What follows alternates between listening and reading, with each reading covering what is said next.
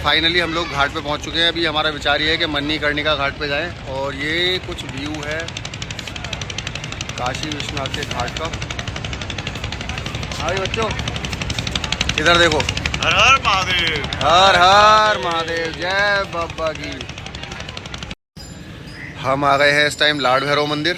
बहुत फेमस मंदिर है यहाँ का और 8 भैरव है यहाँ पे। काल भैरव जाना था बट एक सज्जन पुरुष ने बताया कि इधर चले जाओ। और मैं देख रहा हूँ बार बार एरोप्लेन, ये मेरे सिर के ऊपर से जा रहा है। चलो आपने भी देख लिया, अब बताते हैं मंदिर की डिटेल। इधर के बारे में बताया था कि सबसे पुराना मंदिर है और औरंगजेब ही बताया था ना।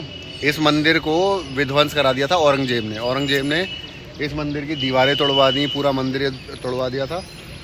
अभी ये दोबारा से मतलब मंदिर तो नहीं बना है बट यहाँ पे आज भी भैरव बाबा का वो जो शिवलिंग टाइप में भैरव बाबा बने हुए हैं वो आज भी स्थापित है। और यहाँ पे जलाभिषेक भी होता है, दूध से भी होता है, शराब से भी होता है, मतलब हर तरीके की चीज़ चढ़ती है क्योंकि भैरव बाबा है। तो उन्हें तो किसी चीज़ के चक्कर में उन्होंने समाधि भी बनवाई है औरंगजेब ने समाधि भी बनवा रखी है, जो कि समाधि उस साइड में है, उस साइड में समाधि है। इधर ये मंदिर है और इधर ये मस्जिद है और ये सरोवर है। ये बेसिकली सरोवर ब्रह्मा जी ने बनाया था, है ना? ऐसे कुछ बताया था उन्होंने, कुछ बताया था उनका वो शुक्राचार्य जी का वो तोड़ने के लिए जो उनका अंदर आ गया था अभिमान, सिर गिरा था, किसी सिर गिरा था और पंजा मारा था उन्होंने। हाँ तो अभी मैं आपको सारी डिटेल बताऊंगा दोबारा से एक वीडियो बना के कि क्या इसका था क्या नहीं था डिटेल। बाकी आकाश बने रहिए हमारे साथ। ये यहाँ पे बत्तख घूम रही है, दिखाता हूँ आपको। हेलो बत्तख।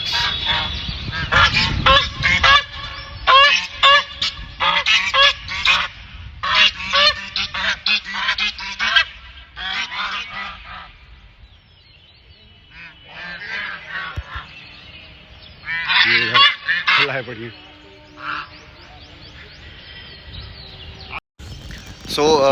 अभी हम लोग काशी में थे, बनारस में। मैंने आपको बताया था लाड भैरव मंदिर है। लाड भैरव मंदिर के जो पुजारी जी हैं उनके पास बैठे हुए हैं हम लोग और थोड़ा सा आपको डिटेल में बताऊंगा। अभी ब्रह्म सरोवर की बात चल रही थी तो अभी हम लोग सोच रहे थे कि मतलब मेरे को एग्जैक्ट पूरी डिटेल नहीं पता थी, तो पंडित जी से वार्तालाप करवाना चाहूँगा। पंडित जी बताएंगे इस पूरे सरोवर के बारे में।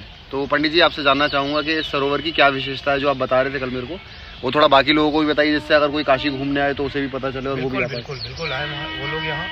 और ये ब्रह्म कपाल, जैसे ब्रह्म कपाली, ये इसे ब्रह्म कपाली सरोवर कहा जाता है। जो ब्रह्मा का 5वां मस्तक जो भैरव के बाँह से चिपका हुआ था ब्रह्म हत्या के दोष के स्वरूप में, भैरव के 12,000 वर्षों तक भ्रमण करने पर शिव के कथनानुसार शिव ने जब क्रोध का अवतार लिया ब्रह्मा के अनुचित वचन के कारण, तो शिव से क्रोध भैरव का उत्पत्ति हुआ और क्रोध भैरव ने अपने तीक्ष्ण नाखून से ब्रह्मा जी के 5वें मस्तक को काटा, जो हमेशा शिव का निंदा किया करता था। एक तरह से ऐसा ही वर्णन में आप देखेंगे पुराण में तो आपको अनेक प्रकार का कथा मिलेगा, मगर एक शॉर्टकट में हमने जैसे कहा कि वो हमेशा शिव से मतलब परे, शिव का निंदा। तो शिव को क्रोध आया ब्रह्मा के किन्हीं बातों के कारण, जो है कि क्रोध का उत्पत्ति क्रोध भैरव, और क्रोध भैरव ने ब्रह्मा जी के मस्तक को काटा और वो मस्तक कटने के बाद जो है भैरव जी के बाँह से चिपक गया और वो भैरव जी को पीड़ा देना शुरू किया, कष्ट, ब्रह्म हत्या के रूप में ब्रह्म कपाली चिपका। तो पुनः फिर भैरव आए भगवान शिव के पास, विश्वनाथ के पास, और पूछे कि प्रभु हमने आपके कथनानुसार क्रोध का अवतार लेकर इस मस्तक को तो काट। तो जब पुनः पहुँचे जब भैरव भगवान शिव के पास, तो भगवान शिव से कहे कि प्रभु आपके कथनानुसार मैंने इस मस्तक को काटा और ये मस्तक मेरे बाँह से चिपक गया है, जिसके कारण मुझे अति कष्ट और जलन, दिक्कत, प्रॉब्लम त्वचा में। तो भगवान शिव बोले कि ऐसा है कि आप ब्रह्मा जी के बनाए हुए 9 खंड धरती में आप जाकर परिक्रमा करिए, देशाटन, तीर्थाटन, पूजन वगैरह आप करें, जिससे आपका ये दोष दूर हो जाएगा। तो भैरव जो क्रोध रूप में थे वो भगवान शिव के कथनानुसार वो ब्रह्मा जी के बनाए हुए 9 खंड धरती पर सभी तीर्थों पर जाना, पूजन वगैरह, टहलना, जो कुछ भी था भगवान शिव ने उन्हें कहा, आदेशित किया, वो किए। अन्यथा उनका कष्ट दूर नहीं हुआ, कष्ट दूर होने के बजाय बढ़ता ही गया उतने दिनों में। तो लास्ट में पुनः फिर वो शिव के पास पहुँचे 12,000 वर्ष के बाद कि प्रभु ये तो कष्ट मेरा 10 गुना 100 गुना बढ़ गया है, और आपके कथनानुसार मैंने सारा भ्रमण किया, सारा पूजन किया, और इससे हमारा क्लेश दूर नहीं हुआ, क्लेश बढ़ ही गया है स्वामी, इसके आगे में मुझको क्या आदेश है। तो भगवान शिव ने उनसे कहा कि ऐसा है कि अब आप 10वें खंड में जो कार्तिकेय और गणेश द्वारा निर्मित है, यह अति गोपनीय, स्कंद पुराण में इसका कथा आपको मिलेगा, पूर्ण कथा। शिव पुराण, स्कंद पुराण दोनों आप टच करेंगे, वहां से आपको यहाँ का और बहुत कुछ जानना है काशी के विषय में, तो काशी महात्मा, काशी पुराण का अध्ययन करें। हमारे यहाँ काशी खंड में काशी पुराण बिल्कुल अलग है सभी पुराणों से, जो काशी के गोपनीय तत्वों को आपके सामने रखता है। उसके लिए आपको काशी पुराण। तो भगवान शिव के प्रॉब्लम से, कपाली चिपकने की वजह से इतना वो कष्ट में थे, इतना उन्हें कष्ट था, पीड़ा था, इतना जलन था, तीव्र जलन, कि जिसके वजह से वो इतने दिन के बाद 12,000 वर्ष में बिल्कुल वो काले पड़ गए, पूरी तरीके से वो काले हुए। तो भगवान शिव ने जब उनसे कहा कि आप 10वें खंड जो कार्तिकेय और गणेश द्वारा निर्मित है, आप वहां जाएं, वहां निश्चित आपका कल्याण होगा। तो शिव के कथनानुसार भगवान भैरव जब प्रथम चरण इस स्थान पे रखे, ऐसा हमारा शिव पुराण स्कंद पुराण कहता है कि काशी खंड के इस क्षेत्र में जब भैरव ने प्रथम चरण रखा, तो प्रथम चरण पड़ते ही ऐसा कहते हैं कि यहाँ मरुभूमि पहले था, यहाँ जैसे कोई उत्पत्ति नहीं थी, बंजर जमीन था, मरुभूमि था। गणेश कार्तिकेय ने जैसे खेलने में, जैसे बच्चे खेल में कुछ बना दे, कुछ मिट्टी का धुआं कर दे, कुछ ऐसा, तो ऐसा ही कुछ गणेश और कार्तिकेय जी से निर्मित किए हुए थे। और भगवान शिव ने भैरव को उसी स्थान पर भेज दिया लास्ट में, अंत में, या आप 10वें खंड पे जाओ। तो यहाँ जब आए तो उनका जब कपाली छूटा तो वो नृत्य करना आरंभ किए, प्रसन्नता के कारण भगवान भैरव जो है इसी स्थान पे नृत्य किए। तो नृत्य किए तो इतना नृत्य किए, इतना प्रसन्न हुए कि ये जो भूमि थी ये आनंद कानन में परिवर्तित हो गया, जिसे लोग आज आनंद कानन काशी, आनंद बने काशी, ऐसा कहकर ऐसे मंत्र में हम लोग बोलते हैं, संकल्प लेते हैं, तो आनंद बने थे, कंटक विराजती।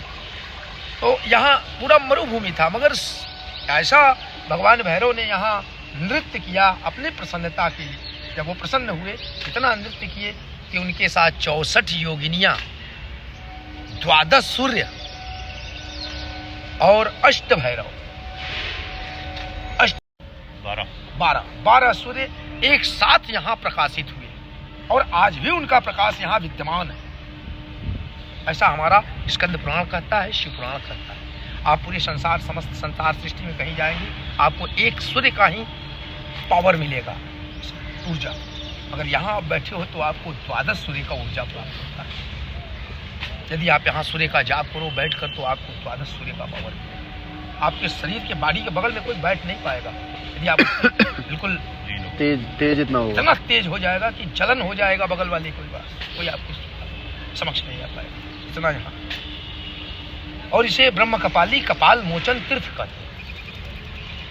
और उस समय से आज अभी वर्तमान में ऐसा हमारा पुराण कहता है कि भगवान अष्टभैरव, जिसमें अष्टांग भैरव, रूरू भैरव, चंड भैरव, क्रोध भैरव, उन्मत्त भैरव, कपाल भैरव, भीषण भैरव, संहार भैरव, और जगत गुरु शंकराचार्य जी को भी इसी स्थान पे उनका मैं जो उनके अंदर थोड़ा गर्वान्वित हो गए थे, तो उनका गर्व भी इसी जगह चूर हुआ, जो अहम आ गया था उनके अंदर, उनके अहम आ गया था कि मैं सबसे बड़ा विद्वान।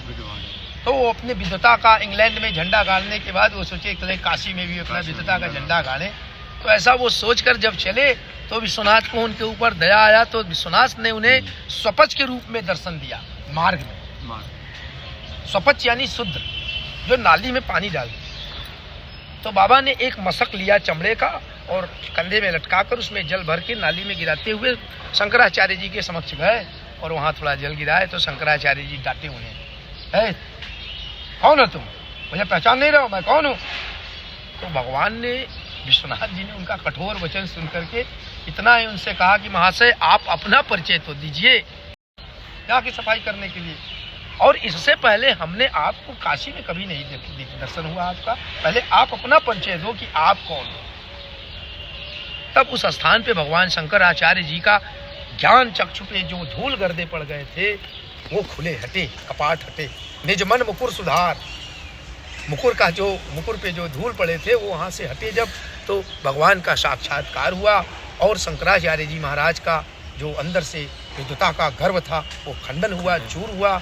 और भगवान विश्वनाथ ने उनसे कहा कि आप काशी में आ चुके हो और ये यहाँ केवल भैरव का दंड चलता है, यहाँ मेरा भी कोई पावर नहीं। आपने एक 8वां दोहा बताया था कल, जिसका आप 8वां था, छठा दोहा था वो, छठे दोहे के नीचे हाँ। अष्ट सिद्धिदायकम कपाल मौलिकंधरम काशिका पुराधिनाथ कपाल भैरवम भजे, कपाल भैरवम भजे, कपाल भैरवम भजे। जिसे विश्वनाथ जी भजते हैं, जिसे काल भैरव भजते हैं, वो श्री कपाल भैरव जी हैं जो काशी के पुराधिपति हैं, न्यायाधीश। हमारे काशी में जितने भी देवताओं का मंदिर है, कहा जाए कि मतलब 33 कोट के देवता हमारे काशी में विद्यमान हैं, तो वो केवल इनकी ही आज्ञा अनुसार, इनकी ही इच्छा अनुसार, यदि इच्छा इनका नहीं हो तो काशी में पवन भी प्रवेश नहीं करते। यम का प्रवेश बिल्कुल वर्जित है।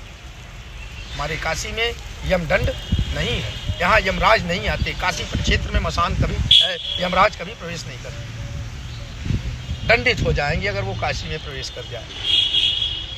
तो जब भगवान भैरव का इस स्थान पे कष्ट दूर हुआ और नृत्य किए, तो भगवान भैरव ने इस स्थान का पुनः नामकरण, उसी समय से इस स्थान को, इस धरती पर लोग काशी, उसी समय से इस स्थान का हो। यदि वो संकल्प करके चले, किसी प्रकार का क्लेश हो उसे, और वो अपने घर से चले संकल्प लेके कि मुझे काशी चलना है और विश्वनाथ का दर्शन करना है, काल भैरव, कपाल भैरव से दर्शन करना है, मुलाकात करना है, अपना दुख सुनाना है उन्हें, और ऐसा करने से अगर वो आकर यहाँ ऐसा करे तो किसी प्रकार का रोग होगा, दैहिक, दैविक, भौतिक, भूतकाल, भविष्यकाल, वर्तमान काल, तो उसको यहाँ आकर नष्ट होना ही है। रह गया कि आपको बाबा के पास बिल्कुल हृदय से बिल्कुल मस्तिष्क के विचार से नहीं, हृदय से आपको मिलना होगा। ये कपाल भैरव जी यहाँ, इनका ये ब्रह्मा का मस्तक ही काट लिए थे,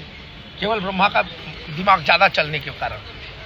तो ये स्वयं यहाँ कपाली बैठे हुए हैं, यहाँ कोई कपाल क्रिया नहीं, यहाँ कोई तंत्र मंत्र ये करने का कोई आवश्यकता नहीं। आप केवल समर्पित भाव से आओ और समर्पित हो जाओ। वहाँ बहुत कष्ट है, बहुत प्रॉब्लम है। आज हमारी पूर्णिमा तिथि पर बात भी हो रही है, आज पूर्णिमा है और दिन मंगलवार है, विशेष जल का प्रभाव है, आज विशेष से विशेष हो गया आज। इसलिए कि हमारे यहाँ कहते हैं कपाल भैरव जी क्या कि अगर प्राणी को कोई किसी प्रकार का बहुत ज़्यादा प्रॉब्लम है तो उसके लिए एक दरख्वास्त लिखवाते हैं हम लोग कि आप श्री श्री श्री 1008 श्री कपाल भैरव अथवा लाड भैरव जी के चरण में अभिनंदन, अभिवादन, ऐसा कुछ करके आप अपना वहाँ दरख्वास्त दें। जो भी आपके प्रॉब्लम है जीवन का उसको वहाँ लिखे, रेड पेन से व्हाइट कागज में लिखकर आज अर्जी लगाइए। पूर्णिमा को, अगले पूर्णिमा तक आप अपना फैसला लीजिए।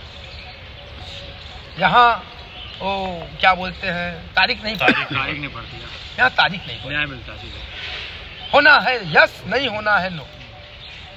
यदि वहाँ से नो का परमिशन हो गया तो आप उस चीज़ के पीछे परेशान नहीं होइएगा, नहीं जीवन भर आप परेशान रहेंगे, पूर्ण सिद्धि नहीं पाओगे। ये अभी हमारे यहाँ एक इस ताल के बारे में बताया था जैसे आपको गुरुजी ने। बेसिकली इस ताल का क्या है, ये अमृत सरोवर मान लीजिए इसे। अमृत सरोवर ये एक तरीके से किसी को स्किन रिलेटेड अगर कोई प्रॉब्लम हो, मतलब स्किन में कोई भी इश्यूज आ रहे हो, दांत बन गए, वैसा कुछ हो, वाइट स्पॉट हो जाते हैं, तो ऐसा बोलते हैं यहाँ पे कि इसमें स्नान कर ले एक बार। कोई मेडिसिन इनटेक ना करे, कोई दवाई ना खाए, किसी डॉक्टर से कंसल्ट ना करे, सिर्फ एक बार इस ताल में स्नान करने से वो स्किन एलर्जी सही हो जाती है। यहाँ आते मुसलमान इस जल को ले जाने के लिए, एक ड्रम में भर कर लेकर जाते हैं उनको एंट्री नहीं है स्नान के ना, तो ड्रम में भर के ले जाते हैं घर। खुजली हो गया, दाद हो गया, वाइट हो गया, चर्क हो गया, तो उसके लिए ये जल अमृत। मैं दिखाता हूँ आपको अमृत किसकी बात चल रही है, इस सरोवर की बात चल रही है। सरोवर, इसमें कष्ट वाले ही स्नान करते हैं, जिन्हें कष्ट हो जाता है, जिन्हें डॉक्टर सही नहीं कर पाता, जिन्हें तांत्रिक सही नहीं कर पाते, वो आता है यहाँ। और खास बात तो ये है कि जिसे बाबा बुला लेते हैं वही आता है। वही आता है। तेरे जीवन में कष्ट लिखा है तो तू नहीं पहुंच पाएगा यहाँ। तुमको अगर झेलना लिखा है तो झेलोगे। जिसके में श्रद्धा विश्वास सही है वही यहाँ तक पहुंच सकता है।